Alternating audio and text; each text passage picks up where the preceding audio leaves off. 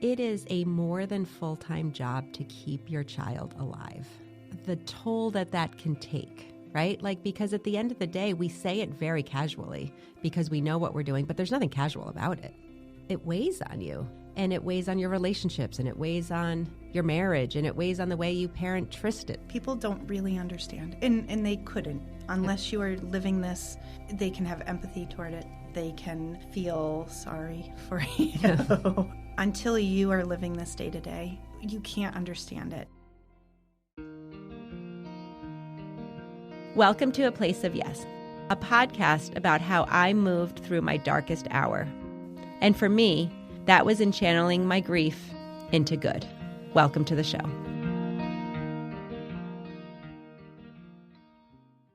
I wanted to take a quick minute to thank Adirondack Trust Company and Amshire Insurance for sponsoring this episode. They have been big supporters of the show and Jake's Help from Heaven since the very beginning. What makes the sponsorship so special is they've supported so many of the deliveries to our guest son.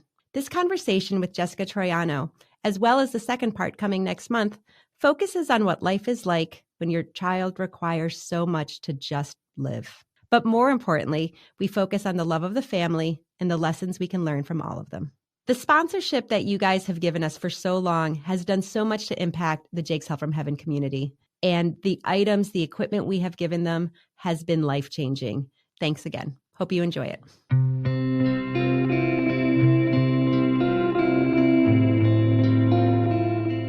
So today's guest is Jessica Troiano. We are going back, I kind of call it back to our roots, because when we started the podcast, I wanted to showcase, what I would always say were families like mine. And you guys certainly are like that. So Jessica, I have known the first time we came together, I think was 2014. So over 10 years ago, we started working with you and your family. Your son, Jude, who is now 13, which is unbelievable to me, has been kind of one of the original Jake's family members, we call them. So Jessica, welcome to the show. Thank you. Thank you so much for having me. I'm so happy you're here. It was just last week, I think, that we did the delivery. And it was the first time, like we had talked then, that we had seen each other in person for a while. So even though we've worked together for the last 10 or 11 years, it had been the first time, I think, in quite a bit that we were there. And it was just so nice to visit. I sat right on your floor, made myself right at home. And after an hour, I finally left you alone. I love to share these stories because to me, these are the stories that a lot of people don't know. It's a peek into the lives that a lot of people don't understand. But the families who do, 100% do. So with that said, can you just introduce yourself and your family, talk about Jude? I am a stay-at-home mom. I call myself the CEO of the Troiano house. As you should. I take care of all of that. My husband, Alex, and I have been married 16 years. We have Tristan, who is 14 and has ADHD, but overall is pretty typical. He just started 9th grade. Jude is 13 now, and a wild child, but he is, I always say, if he was a typical kid, I would be in trouble. He would be my hellraiser. Jude's story really starts about halfway through my pregnancy. It was at an ultrasound. Everything had been fine leading up to that. It was my 20 week. We did not want to know what we were having. My husband and I were joking. He would peek and look, and we'd laugh, and the doctor was like, I can't see, just stay quiet. And I was like, that seems different. And Alex had just started a new job at the state. He was on the probation period. He only had a set amount of time. You know how appointments run. Yep. We were late, getting in. So he's like, I have to leave now. And the doctor said, okay, something's not right on the ultrasound. She'll probably be calling you later. And Alex said, okay, bye. Wow. Oh. So I'm there alone. They said, well, the baby is small for gestational size. Looks like rocker bottom feet, which is vertical talus is the official name for it. Basically, his feet are shaped kind of curved. Okay. And so they do call them rocker bottom for the reason, which normally presents with things like trisomy 13. They said, what we are seeing, your baby will probably not survive the pregnancy. You think everything is normal, and then this is Correct. This is what you're sitting there learning. This is what I'm learning. Yeah. Tristan was probably maybe a year at the time. I'm like, I got to get back to my parents. I got to get Tristan. I got to call Alex. They said, we're going to do all the tests. So we'll start with the amnio tomorrow. And I go. I leave the office, I call my mom, I pick her up at work, and I said, you need to come home with me. Yep. And she just leaves work. I call Alex, he comes home. I remember being in my parents' kitchen. I'm crying, but trying not to. My dad is like, what's going on? And I'm like, calm down. I'm just trying to get a minute. That started all of this journey. So that was the moment we found out something wasn't right. All of the testing we did was normal. Genetic testing we had done, everyone's like, well, we know something's wrong, but we don't know what. We ended up having a fetal MRI, which showed microcephaly. Okay. He was a tiny peanut of a thing, so it was very difficult to see a lot on the fetal MRI. Going all the way up to basically the delivery day, I was told, like, we don't know what it is, but he's not going to survive. So I am walking around, telling only a select few people in immediate family what's going on. I think that was just more for self-preservation, of trying to help me deal with this on my own terms, my own time. And there's such an unknown. 2 weeks before I have Jude, I'm like, I better get a bassinet put up or something. I did nothing because I knew I couldn't prepare for that loss. The night he was born at like 3 a.m. on October. So he started really he just really like, did. Yes. Yes. Hey, Mom. There he is, and he's perfect, and like 9.9 APGAR score, and they're like, wow, I could see the doctor's face from the NICU, and she's just like, I don't know what to do. How did you handle that 20 weeks? To be pregnant for 20 weeks, knowing or not knowing, I guess is really the better way to say that. How'd you do it? It was hard. I think a lot of it was I had Tristan, so I was so focused on him. And he was one, and he needed you. He was little. Yeah. He's a funny kid, even as such a little age, and just inquisitive. And I really just had to keep my eyes on him because he was so busy. I tried really hard to just focus on any positive news. I remember getting ultrasound pictures and thinking, these are the only pictures I'm going to have. And just getting rolls and rolls and saying you print out everything and just really trying to have any time that I could bond, because I'm carrying you didn't know. him. Yeah. I am a pretty upbeat person. I'm pretty happy. I tried to continue with that as much as I could. I had my moments where obviously I broke down. At that point, I also did start seeing a therapist. It was overwhelming at times, so I sometimes pushed it to the side. I don't have any percentages or anything. I feel like most of the families that I know or talk to, the child with the medical issues or the special needs, oftentimes for whatever reason is the first child. I don't, again, that's just in who I've encountered. Mm-hmm. Jake for us was the second child. Very similar to your story. Ethan and Jake, 15 months apart. As you talk about that, I understand that. And it's just a different pregnancy anyways, because your first pregnancy, you're pregnant and, everybody, they give you seats and your husband caters to you and you can eat whatever you want. And it's the biggest deal. By the time you have that second pregnancy, you have a toddler or a kid and it's wild. In some ways, I can see how that could be a really healthy distraction. But were you also in some ways really attuned to something being different? If you didn't have the doctor say, whoa, this is going on, did it feel different? It did not feel different. I think the only thing was he was so little. The first time it was like, oh, you're pregnant, and everyone's excited and happy and, like you said, kind of catering. This one, when I would meet people that knew us, not immediate family or things, but people who had encountered us and knew of us or whatever, and they were like, oh, I heard you're pregnant. And I'd be like, yeah. And then be at home, it was a very different attitude. Yeah. I was able to be a little bit more open with my emotions with my husband. Most of it was just sort of well, this is what it is. So I have to be in this moment right now. So you mentioned the microcephaly, and then he has 15 different diagnoses. Yes. And one of which is very rare. And I think you had said this, he's only one of only 15 people who has it. So can you talk a little bit about his diagnoses? You don't have to go through all of them, but explain to the audience what microcephaly is and just kind of what his bigger issues are. Yes. The very first thing we had been told after he was born, again, they're doing tests, and they're just like, we can't find anything. It actually took 3 or 5 years, in truth, I don't remember, when we were able to find the PHGDH deficiency. So it's PHGDH deficiency, very little research on it. The amazing thing is the research that was done on it was done at Boston Children's Hospital, so it's very local. I've talked and met with the other family who actually had the daughter who was the subject of all the research. Really? Okay. So that encompasses much more. Again, we waited years for that diagnosis. We ended up getting it only because the company who was doing the exome sequencing. At the time, it was not a common thing. That was like the highest you could do as far as genetic testing. It was more research-based, and we were lucky enough for the company to say, we're not going to charge you for it. I had heard about an epilepsy panel that could be done for genetic testing. I talked to his neurologist about that, and he said, this is not just epilepsy. Let's try to get one more time, the full panel. Okay. So that's what narrowed it down. Jude's diagnoses overall, like I said, like it's head to toe for him. When he was 6 days old, he had his first surgery. He had the G2 placed. He had a soft cleft palate, so he could not actually swallow anything. So that's why he needed that. He was just losing so much weight. The PHGDH deficiency is the seizures.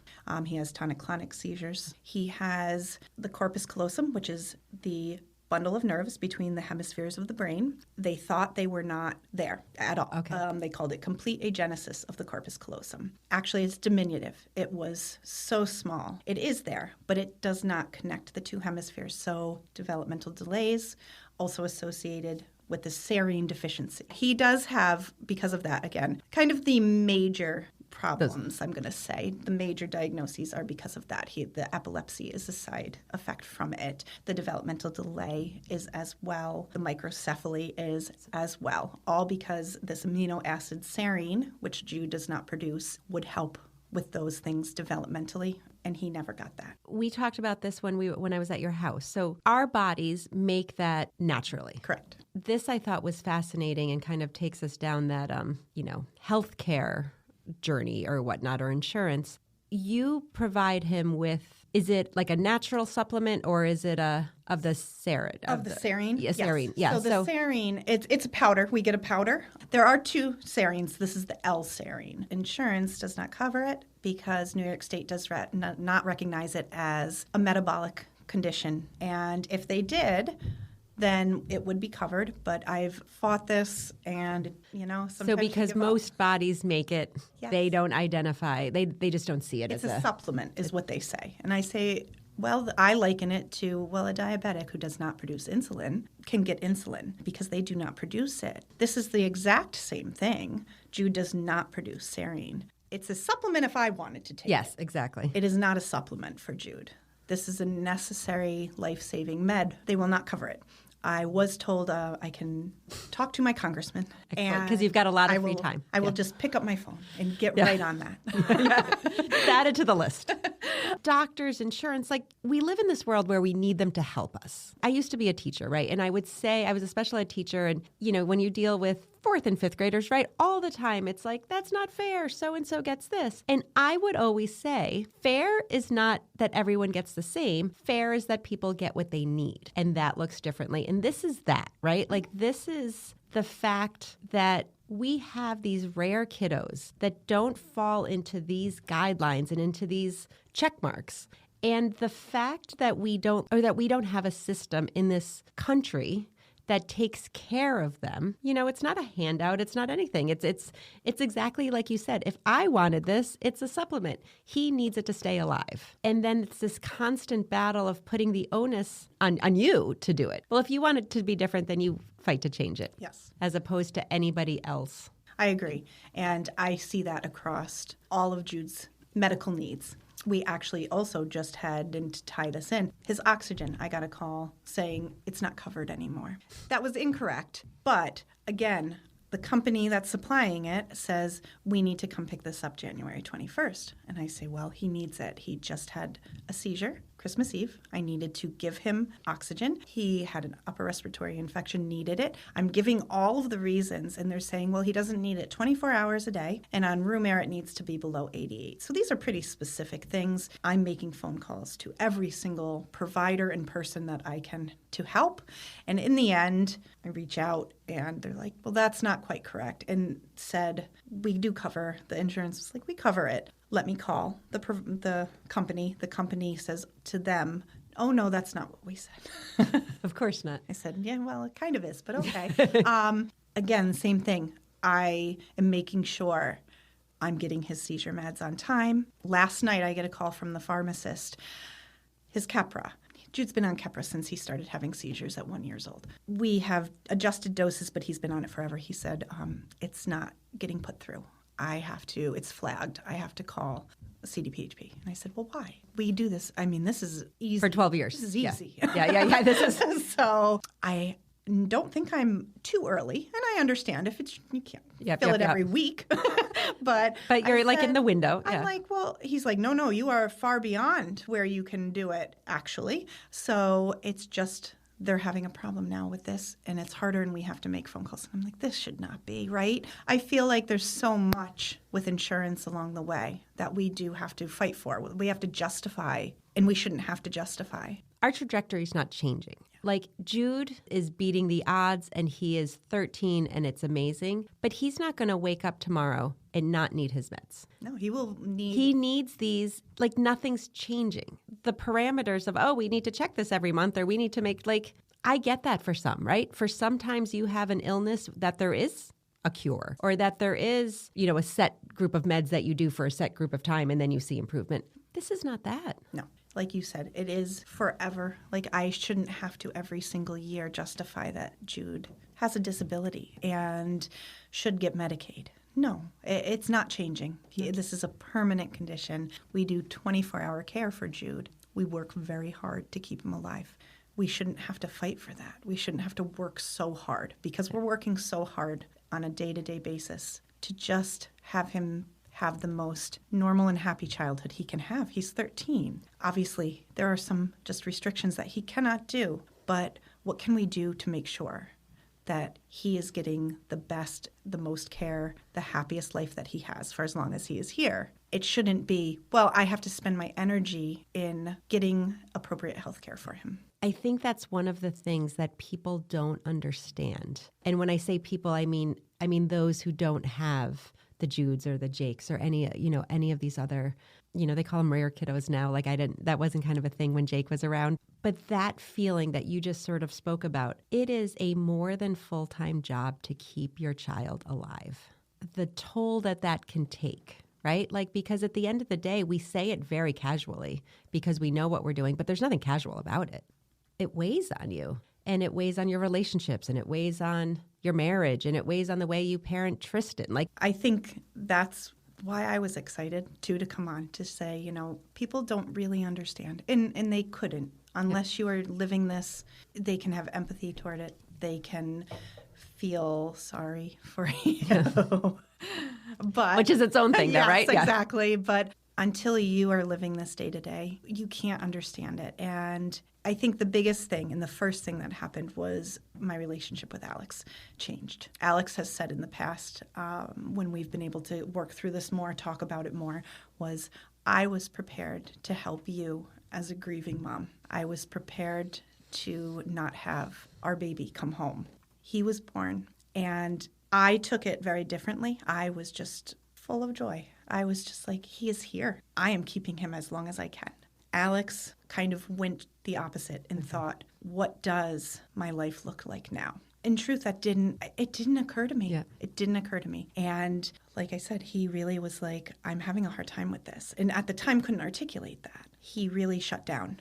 Right. And he said, I just didn't know what to do. I thought of all the things very quickly of, we are not going to be empty nesters. We are not going to send our kids off to college and to get married, and we are going to have Jude with us forever. He had the foresight to understand how much it would change where I did not. And I think, again, My personality is just so like happy and upbeat for everything that I'm like, yay, he's here. Look how cute he is. Yep. What's the next step? Yep. What's the next thing? Let me work on this. But he Let me could see help. the whole. And he could kind of see it bigger at the time. Because of that, in the beginning, he really did pull away a bit. I felt like I have Tristan at home that I'm trying to take care of.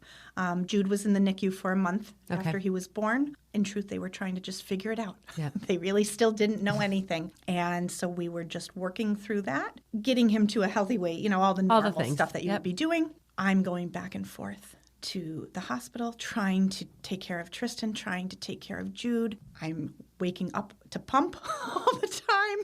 Which is such a, so hard anyways. Yes. And one thing when you're at home, right, Yes. and you can just have your roll baby over and there's your baby, like, or there go it get him. is. Yep. Okay. When you're doing this alone at home, knowing your baby's in a hospital room, scared and worried, is he by himself? Is he okay? Is he crying? Is somebody with him? That's a very different sense of everything. Yes, it was so difficult for me and Alex for such a long time. What do you think changed? I think as mothers, we get that extra time, right? And you sort of mentioned that earlier, like you're carrying him, like, and it's obviously, it's different, but they're part of you. Like you sort of have this way of just, like you're getting used to it and you just are protecting and they're part of you. They're, so it's, I don't want to say easy to come to terms because I'm not minimizing what you had to come to terms with, but like the idea of taking care of your child is just, it's an extension once they're born because you're already doing it. Yes. And I think for fathers, it can feel very different because they're, we've got 9 to 10 months of where we're growing a baby, and they're just watching it. And I can see that. I also think it's, and this is a hard question to ask, but I'm curious about it. So he immediately is thinking of that life that you are not going to have, right? And we talk about that in the show. When before I even started this podcast, I didn't know it was a thing, but there's that idea of ambiguous grief, right? Like that you grieve this life you thought you were going to have. Once I learned that term, I was like, I had ambiguous grief Jake's entire life. Yep. Like you're from when he got sick on, like that you always look at this other piece. So he could see that right away. He kind of was in that stage, it feels like, or in that feeling. Did you ever think of the alternative though? Because then the alternative, right, is wait, maybe we can be empty nesters. And that's a different loss, right? Yes, like absolutely. I mean, I guess the biggest thing is because this diagnosis is so rare, we do not know how much time we have with him. Which is kind of a blessing and a curse, right? Like, I mean, both. Yeah. Absolutely. You try to take every day as I'm going to do this on a daily, just like live life to its fullest. Every day is a special day. All those things that you kind of think of. And you do try that. And things fall into a very easy pattern. There are some just things that are common of every family that you're going to have. Yep. It is not unique. I think that's an important point, too, because I think sometimes people look in and they think everything is so different. And some parts are like, no, hey, I'm a mom of 2 teenagers. One looks a little bit different than maybe your 2 teenagers, but it's not as different on every level as you think. No. I think that's an excellent point. Yeah, I think that's the biggest thing I've learned, too, and, wanted to share is that, yes, you have these differences because hey, most people are not still having to pick up and carry their 13-year-old and have diapers in the house. And aside from the medical equipment that we have scattered throughout the home, but my day-to-day looks pretty similar. I'm just, okay, we're getting ready for school. Yeah. You're off to school. You're back from school. We're going to give you're getting a tube feed. You're getting a snack. Yeah. Okay, now it's bedtime. Bath time, bedtime. Everybody go to bed. The big difference is the medical part of it is, again, Jude, we do not know how long we have Jude. And I take every day as he is with us. I am planning on keeping him here with me always. I want him to stay home with us always. I don't want to eventually have him be in a home. I am so terrified of dying before Jude. I don't want him to be alone. Yeah. I just am feeling like, you know what? No one can take care of him the way I can. No one can love him the way I can. It is terrifying. I try not to think about it a lot. It can get dark. It can, yes, a very dark place, a very sad and scary place. Yeah. I do think about it. I do talk about it a lot. I am very open with most people. As I said, I see a therapist. Alex and I see a marriage counselor together. Okay. Alex also sees a therapist.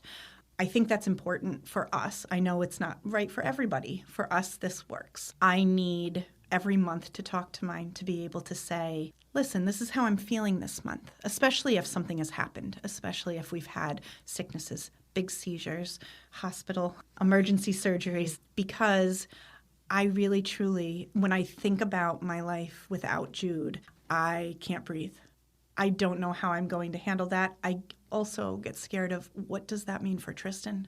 How does that make me as a parent of Tristan when Jude goes? Again, I try my hardest to look at it as he's going to be with us forever.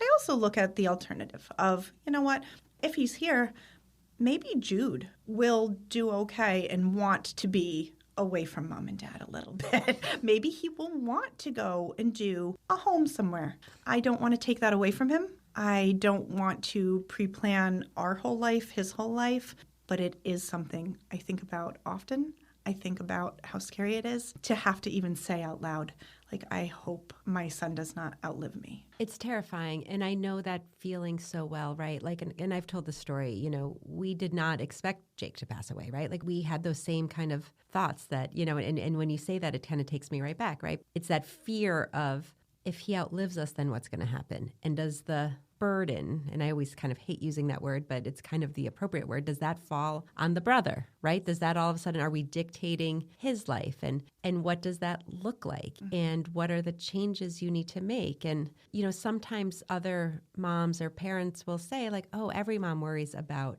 these things. And every mom worries about, like, what if something happens to their kid? The difference being that it's a very real possibility for us. Yes. It's not just the anxiety that people have or the protectiveness. Like, yes, I think more people are riddled with anxiety than ever were before. So they worry about things that didn't have a name before. Mm-hmm. But your worry is very different than another mom's worry. I want to shift this a little bit, because one of the things that have always stood out to me is every time I would be by or we would talk about anything, you guys are always doing something. And I love that. And I think I connect with it. But I think it's an important part of our journeys or stories to share, because I do think sometimes people think you've got this chronically ill, special needs, like you said, likely not going to walk, likely not going to talk, can't feed himself. And people think that is so limiting. And yes, in some ways it's limiting, but not in all ways. Like, I think you were like in a bowling group. You're in so many groups. So can you talk about that? Because I hate using the word normal, and I'm here trying to think of a different word, and I'm just going to say it. But like, you normalize the situation. So can you talk about that? Because I do think that's such an important perspective. Yes, and I have tried very hard to create that typical family style with Jude, not limiting him, right? That's the biggest thing I look at is I don't see it as I am not pushing him to do things that are unsafe or that he absolutely is not able to do. But let's do this. So yes, we do the Miracle League and we go bowling, and they offer so many different sports. Some Jude's interested in, some he is not. Yep. And I am so happy that he's just like, I don't want to play football. You know, like, okay, you don't have to. Yeah. We do the YMCA Circle of Champs. And so every month they have an event with a lot of other families with either life-threatening illnesses or just medically complex. Okay. So I have found like a little tribe of people who really understand, right? So you don't have to explain yourself. If you're just like, oh my gosh, this was the worst week. We were in the hospital. We did this. It wasn't oh my God, you were in the hospital. It's just I feel get it. What can we do? You know, do you need anything? Do you just need a hug? Because we've been there. And so I think that's like the big important thing. We also are involved with the Epilepsy Foundation. They have the kids crew. And so we just had a dance party. Jude loves to dance. They do things as well to try to get the kids together. Again, that's interesting for me because I don't know as many families who have kids with epilepsy. To be able to connect on that level for me is great. Also for Tristan and Jude. So they do some fun activities that we really try to make sure that we can do every couple months with them. We're involved with Hands and Voices, which is also a local group that does for deaf children. Okay. I wanted to ask you this question. One of the things you were talking about got me thinking about it when you were talking about this at the Y and, you know, being around families that understand and not having to explain and not having to deal with the like, oh my goodness, I don't know how you do it. I always feel like people are like, oh, tell me what to say. And it's hard to tell people what to say. And it's hard to know even what to tell people. That's one of those things that's exhausting, right? Because our life is so shocking or sad or all of these things to other people. But to us, it's just our life. right? Like, and it's like, you wouldn't say that to someone else that has a normal life. Why are you saying like it to us, right? Do you have any, like, if you had to pick like your number one, I don't know if it's pet peeve or a takeaway for someone, I guess, when they see you with Tristan and Jude, or when they see you with Jude, like, what do you not want them to say? A lot of the people that are in my group of friends are people I have known since high school. I feel like I've surrounded myself with some really great, people who are there to support. Yep. I don't mind too much when people say, like, I don't know how you do it. But that is what people say the most. And I'm just like, yes, you do. Yeah, you would do it too if you had to. You would do it. Yeah. You would probably do it. And that being said, I do try to realize, like, people truly are saying, I don't know how you do it because I don't think I could do it. I think that's the biggest thing, though, and probably the most common. I try to take that only as a positive. Right? I mean, again, I think important. Yeah. I think I try to really have a life of gratitude of like, okay, well, you know what? I have to see the positive in things because I could very easily look at everything and see only the dark. You're impressed with what we're able to do in this life, and why can't you say that? You know what I mean? Like, because you are looking at it and you are seeing the hardness, yet we're normalizing it and we're doing it with, I was about to swear, but I'm not going to do it. Like, with a goddamn smile on our face, right? Like, and we're living our best lives and we're giving our children, the typical one and the not typical one, the best life that we can. Mm-hmm. And it's unbelievably hard, but we're still doing it. And sometimes I just wish people could just say that instead of I don't know how you do it. I think say you do a great job. Instead of, I think the easier way for me to answer that is instead of like, well, what don't you like people to say? It's what do I wish people would say? Yes, I think that's right. Yes. Is, okay, I wish more people would be like, wow, Jess, I see you, right? That validation. Yeah. How hard is this? How much are you putting in? I can tell that you are giving it your all during the day and you're crying at night and you're not sleeping and you're worrying, but you're holding that together because you have to, because you're a mom and because you want to, Yeah, choices, yeah. I don't think people get it. And so when they do say like that, of, how do you do it? I think that little kind of qualifier of like, wow, you're doing it makes such a difference. Yep. And that's what I appreciate more. Thank you so much, Jess, for being on the show. I have really enjoyed this conversation. I'm just grateful. Thank you. Thank you so much. Really, I have had so much fun. I was so excited to do it. I feel like I could talk for days. So maybe we'll have a part two sometime. I really appreciate you having me on here and getting to share a little part of my story. Thank you. I want to thank Adirondack Trust Company and Amshire Insurance for sponsoring this episode. If you really like this episode, please share it with a friend. It would make a world of difference if we could just reach more people and share the work that we do and the stories we want to tell. Thank you so much for watching.